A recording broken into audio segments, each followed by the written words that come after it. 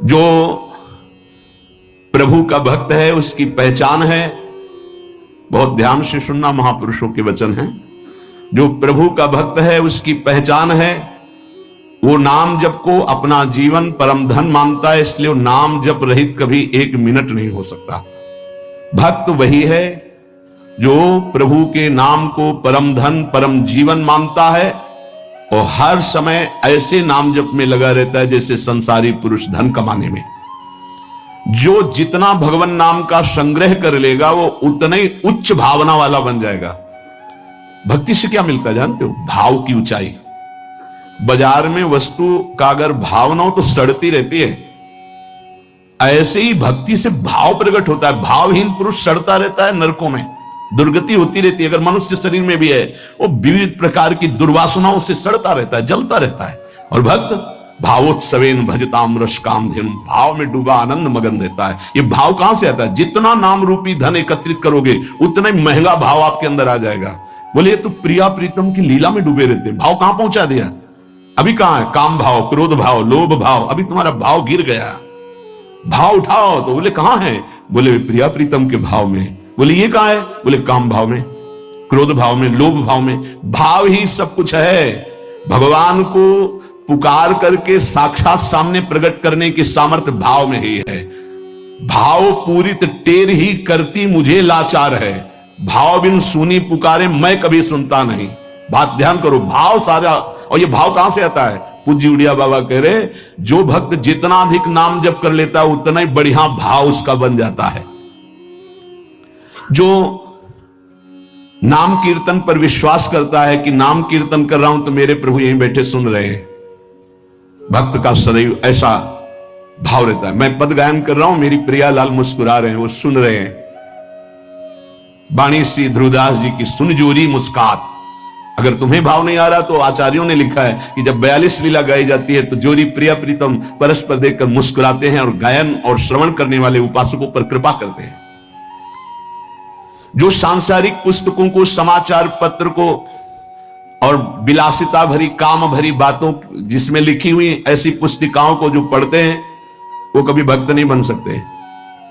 बाबा के समय मोबाइल नहीं चला था 60-70 वर्ष पहले, ये तो 35 वर्ष बहुत हुए होंगे, नहीं मोबाइल को भी लिख देते, क्योंकि उस समय पत्रिका ही गंदी बातों की लिखा पढ़ी वाली बातें पढ़ी। अब तो मोबाइल वाली बातें हैं। वो भक्त नहीं हो सकता जो गंदी बातें देखता है। नहीं, आपको तो अपनी वृत्ति पवित्र करनी, बचानी है।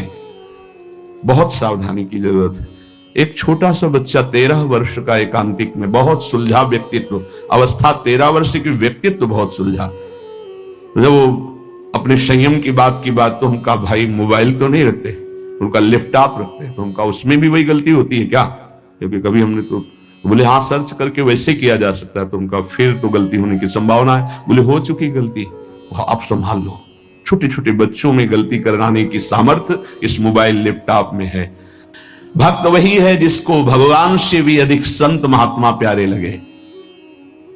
सातों सम्मोहिमय जग देखा, भगवान श्री राम कह रहे हैं सबरी जी के सामने, सातों सम्मोहिमय जग देखा मोते अधिक संत। पूज्य बाबा कह रहे हैं भक्त वही जिसे संत भक्त महात्मा भगवान से भी बढ़कर प्यारे लगे। आज राम जी के प्यारे हमें मिल गए, आज श्याम जी के प्यारे में, आज प्रियाजू के प्यारे मिल गए। वैकुंठ प्रिय दर्शना दुर्लभो मानुषो देहो देहि नाम क्षण भंगु रहा तत्रापि दुर्लभम मन्येत वैकुंठ प्रिय दर्शनम। आहा, भगवान के प्यारों के दर्शन प्राप्त होना।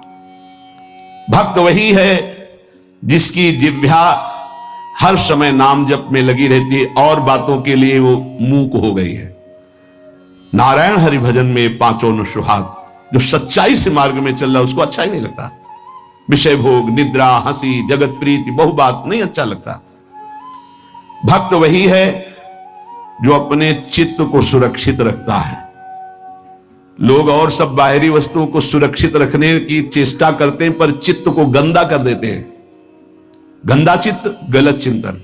भक्त बाहरी वस्तुओं की सुरक्षा हो, चाहे आग लग जाए, लेकिन चित्त में सुरक्षा में कोई फर्क ना पड़े। चित्त हमारा चित्तचूर के चिंतन में लगा रहे। जहां तक बन सके अपने चित्त को बचाने की कोशिश करो। साधक अपने चित्त को सुरक्षित रहता है, अपने चिंतन को सुरक्षित रखता है। वही साधक है जो चिंतन को सुरक्षित रखे, और कोई परवाह नहीं सुरक्षा रहे या ना रहे। चित्त सुरक्षित है तो निरंतर चिंतन का प्रभाव भगवत साक्षात्कार करा देगा।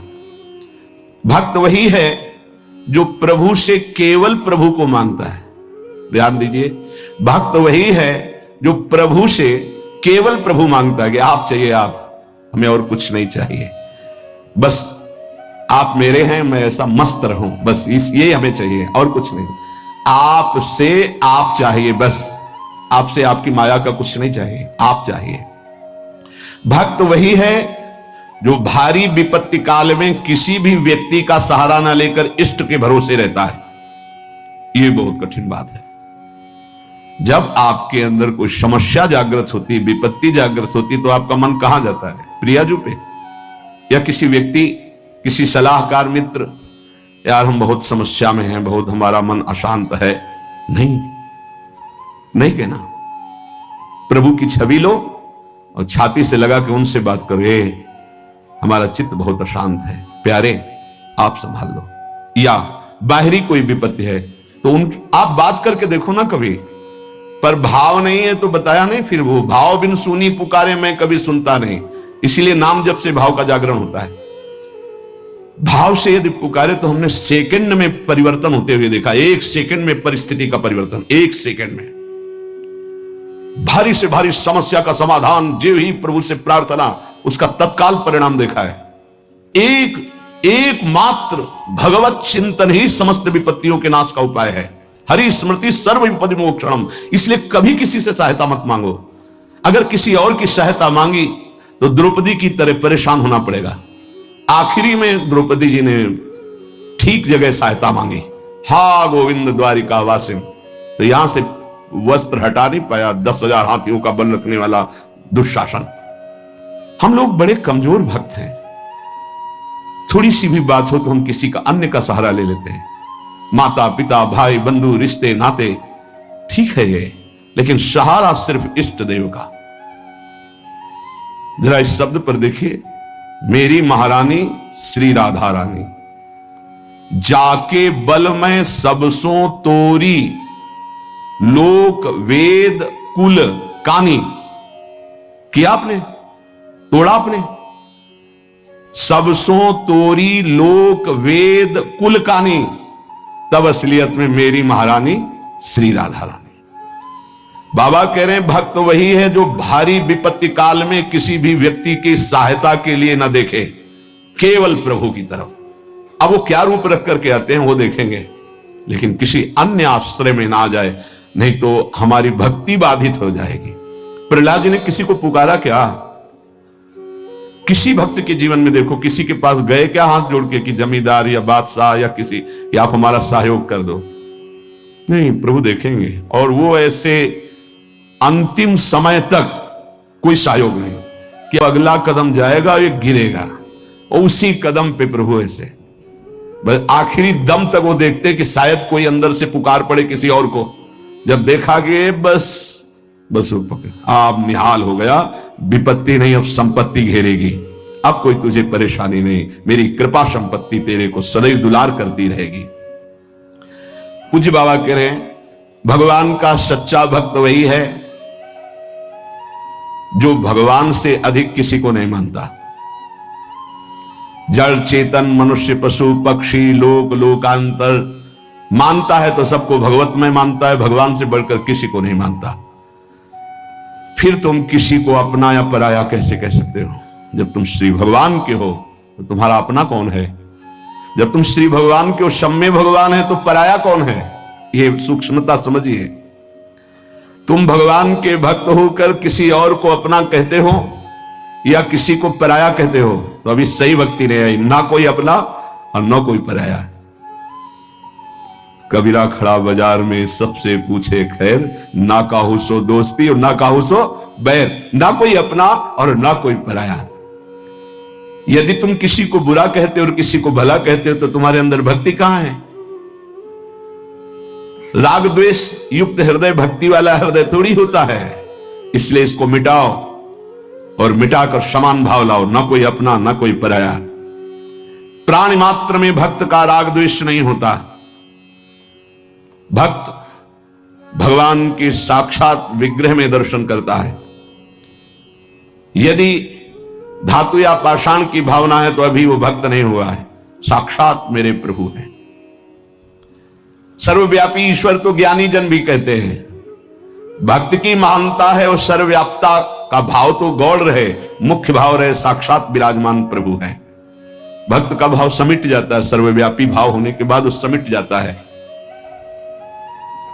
ये दो गुण